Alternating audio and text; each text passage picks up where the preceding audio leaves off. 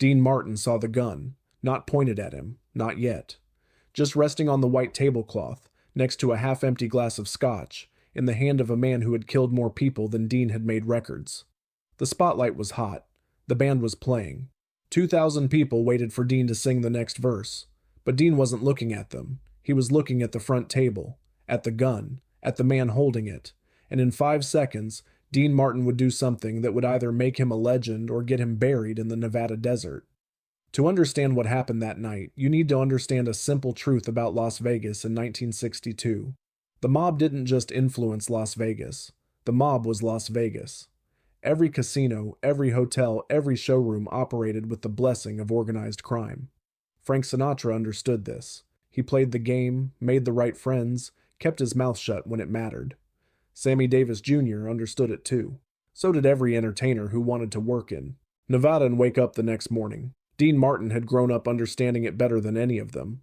Steubenville, Ohio, where Dean was born Dino Paul Cricchetti in 1917, wasn't called Little Chicago for nothing.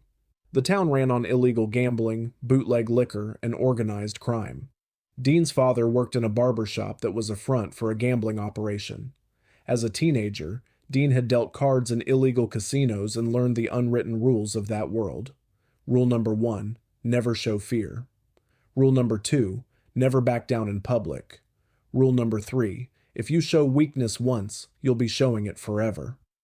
4 days before the incident, Dean was finishing a 2-week engagement at the Sands Hotel.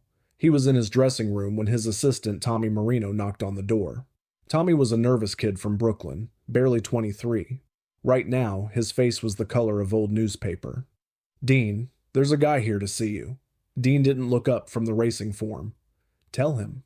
I'm busy." "Dean," Tommy's voice cracked. "It's about Mr. Morano." Dean's hand stopped mid-page turn. "What about him?"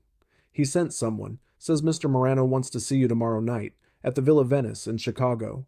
Dean took a long drag from his cigarette. "Tell him I'm working." "I told him that. He said Mr. Morano insists." "Then tell him Dean Martin doesn't take meetings in Chicago. If Mr. Morano wants to talk, he can come to Vegas like everyone else."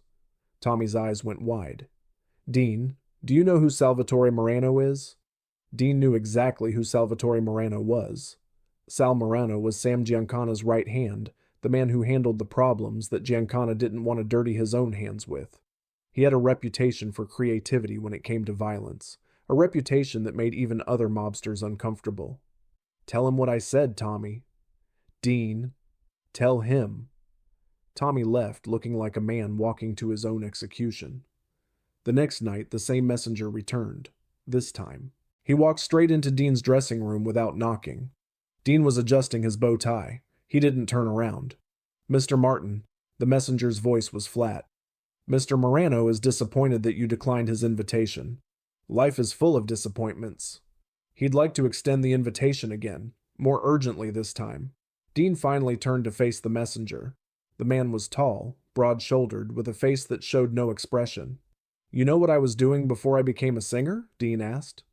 "I was dealing cards in an illegal casino in Steubenville. Before that, I was running bootleg whiskey. You know what all those jobs taught me?" The messenger said nothing. "They taught me to recognize when someone's trying to scare me. And pal, you're very good at your job. But I've been dealing with guys like you since I was 15 years old." Dean stood up, and despite being the smaller man, he seemed to fill the room. "Tell Mr. Morano that Dean Martin doesn't fly to Chicago. For anyone, if he has business with me, he can conduct it in Las Vegas during business hours. Now get out of my dressing room." The messenger stared at Dean for a long moment. Then without a word, he turned and left. Tommy had been frozen in the corner. "Dean, you just told Sal Morano's guy to go to hell." "I told him to make an appointment. These aren't businessmen, Dean. They're killers." Dean picked up his jacket. "Then I better put on a hell of a show tonight." 2 days passed. No more messengers. Nothing. Herman Citrone, Dean's manager, wasn't optimistic. "Dean, I'm begging you, just fly to Chicago. Meet with Morano for 20 minutes. Let him feel important. That's all these guys want." They were in Dean's suite at the Sands. "If I go running every time some hood snaps his fingers, I'll be running for the rest of my life. There's a difference between running and being smart. Not to these guys, there isn't." Herman rubbed his face. "Do you know what they want? Why Morano?" Wants to see you? No idea. Maybe you should find out. Dean finally looked at his manager. Herman, I've known men like Sal Morano my whole life. They don't want conversations. They want to remind you that they can end your life whenever they feel like it. The only way to deal with them is to refuse to be reminded. November 22nd, 1962, the night everything changed. Dean was scheduled for his usual 10 p.m. show at the Copa Room. By 9:30, the room was packed. 2,000 people waiting to see the King of Cool. What nobody knew was that 60 of those seats, the entire first 3 rows, had been purchased that afternoon through a shell company in Chicago. Tommy found out at 9:45. He burst into Dean's dressing room. "Dean, Morano's here." "Here at the Sands?" "In the showroom, front row center. Him and about 60 of his guys." Dean's hands paused for just a moment. Then he continued with his cufflinks. "Well, I guess he took my advice. Came to Vegas instead of making me fly to Chicago." "Dean, this isn't a joke. He's here to send a message. You embarrassed him." "So what do you want me to do? Cancel the show? Hide in my room?" "I want you to go out the back. Drive to Los Angeles. Don't come back until this blows over." Dean laughed. A genuine, amused laugh. "Tommy, if I run tonight, I'm done. Not just in Vegas. Everywhere. Word will get out that Dean Martin ran scared from the mob. I'll spend the rest of my life looking over my shoulder."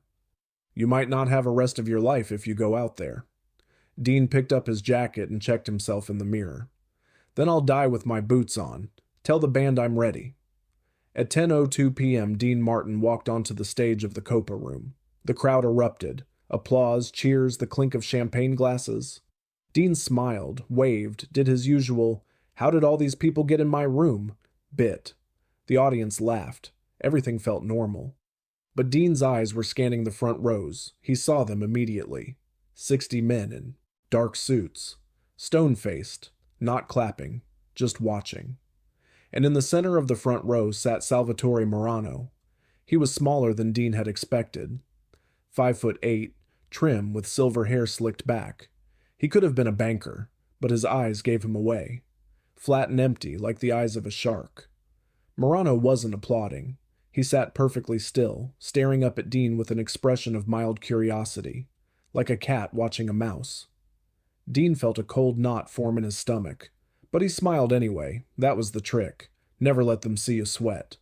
"Good evening, ladies and gentlemen. I'm told we have some special guests tonight from out of town." He looked directly at Morano. "Welcome to Las Vegas, gentlemen." The band started, "Ain't That a Kick in the Head?" Dean sang, moved around the stage, flashed his famous grin. But he couldn't stop watching Morano, and Morano couldn't stop watching him. Then halfway through the second verse, Morano reached into his jacket. Dean's heart stopped. But Morano didn't pull out a gun. He pulled out a cigarette. He lit it slowly, deliberately, never breaking eye contact. Then he set the lighter on the table, next to a small pearl-handled pistol that hadn't been there before. The gun gleamed under the stage lights. Everyone in the first 5 rows could see it. A few women gasped. Dean stopped singing. The band trailed off into confused silence. 2,000 people held their breath. Morano smiled, a thin, cold smile. The smile of a man who had made his point. "This is what I can do, anytime I want." The silence stretched on. 5 seconds, 10 seconds. And then Dean Martin did something that nobody expected. He laughed. Not a nervous laugh. A genuine, full-throated belly laugh. The audience shifted uncomfortably. Morano's smile flickered. Dean wiped his eyes and spoke into the microphone. "Ladies and gentlemen, I apologize.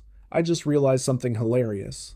I've been singing Ain't That a Kick in the Head to a room full of guys from Chicago. You know what's funny about that? In Chicago, a kick in the head isn't a figure of speech." Nervous laughter from parts of the crowd.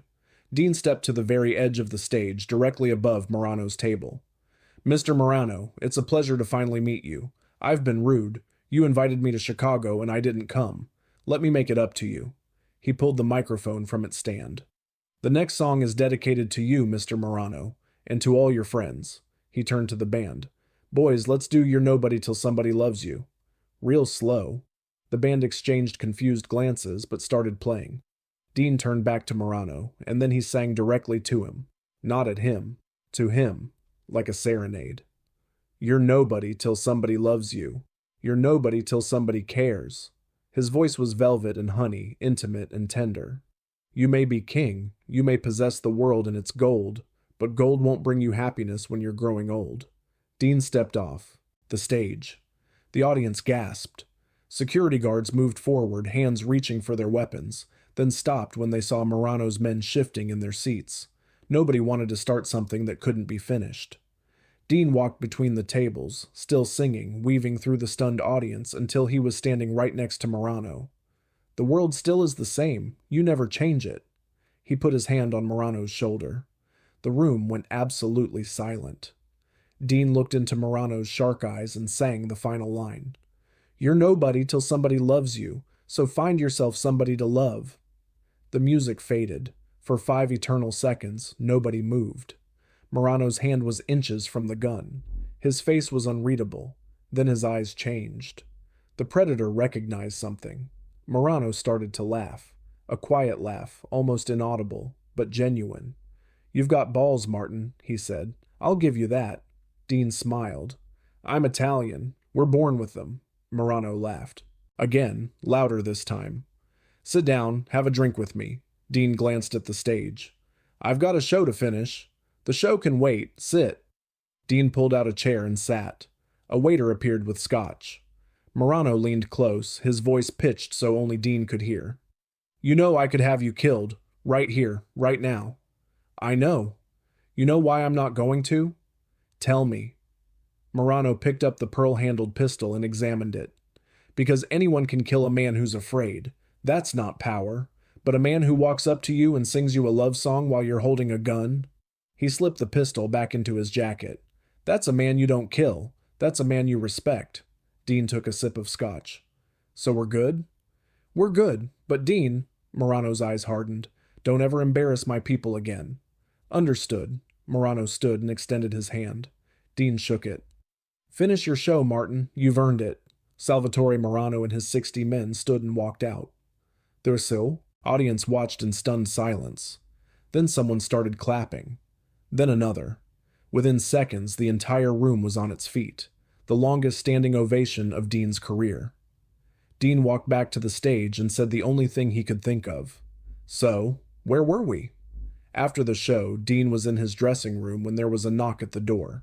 Tommy opened it, then stepped back, eyes wide. Salvatore Morano stood in the doorway, alone this time. Can I come in? Dean nodded. Sure. You want a drink? Morano walked in and closed the door behind him. Scotch, if you got it. Dean poured 2 glasses and handed one to the mobster. They stood there for a moment, not saying anything. Finally, Morano spoke. You know why I wanted to meet with you in the first place? I heard some rumors, something about a girl. Morano nodded slowly. My girlfriend. She's been talking about leaving Vegas, going to Hollywood.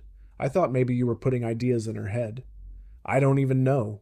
Who your girlfriend is? I know that now. Morano took a sip of his scotch. Turns out she was talking to some casting agent. That's been handled. Dean didn't ask what handled meant. He didn't want to know. The thing is, Morano continued, I sent my guy to talk to you 3 times. You blew him off every time. Made me look bad in front of my people. So you came to my show to do what? Scare me? Morano smiled. Something like that. But you didn't scare, did you? I don't scare easy. No, you don't. Morano finished his drink and set the glass down. That's why we're having this conversation instead of the other kind. He extended his hand. We're good, Dean. You didn't do nothing wrong, and I respect a man who stands his ground. Dean shook his hand. Appreciate it, Sal. Morano headed for the door, then stopped and turned back. But Dean, next time I send someone to talk to you, maybe don't make them come 3 times, okay? Deal. Morano almost smiled. Deal. The story spread through Las Vegas by sunrise. By noon, everyone in the entertainment industry had heard it. Dean Martin had faced down Sal Morano. He'd sung to a mobster while standing next to a loaded gun. Frank called the next day. You're out of your goddamn mind. Dean was lounging by his pool. That's what my mother always said. What were you thinking, walking up to Sal Morano? He wanted me to beg, Frank, and I don't beg. So instead you serenaded him? Dean laughed. I was making a point. What point? That I'm not scared of him. That if he wants to do business with me, he can treat me like an equal or he can go to hell. Frank was quiet. Then he started laughing. You're either the bravest son of a bitch I've ever met or the dumbest. Why does everyone keep saying that? In the years that followed, Dean and Sal Morano maintained a strange, distant respect. They never became friends, but when they saw each other, there was always a nod, an acknowledgement between two men who had tested each other. Morano came to a few more of Dean's shows. He always sat in the front row. He always applauded. In 1976, Salvatore Morano was found dead outside a restaurant in Chicago. 3 bullets to the head, a mob hit, the result of some internal power struggle that Dean knew nothing about and wanted to know nothing about. When a reporter asked Dean for a comment, he said only this. Sal was a complicated man, but he had a code. In his own way, he was a man of honor. The reporter pressed him. Weren't you afraid of him? Everyone in Vegas was afraid of him. Dean smiled that sleepy smile. I wasn't afraid of him. I just understood him, and that made all the difference. Years later, when people asked Dean about that night, he always downplayed it. People make too much of it, he'd say. I just didn't want some guy in the front row ruining my show, so I addressed it, that's all. But those who were there that night knew better. They'd seen something rare. A moment. When courage and composure in the face of genuine danger turned a potentially deadly situation into something else entirely. A moment of mutual respect between two men from completely different worlds. The story of that night became one of the defining legends of Las Vegas. Behind the drunk act, behind the easy charm, there was Steele, a man who had grown up hard, learned the rules of a hard world, and never forgot them. Dean didn't survive that night because he was lucky. He survived because he understood something fundamental about men like Sal Morano. They respected strength, they respected fearlessness, and above all, they respected someone who refused to play by their rules. Dean walked up to a killer, put his hand on his shoulder, and sang him a love song. 5 seconds of silence, a smile, a handshake. That's not luck. That's not bravado. That's the king of cool.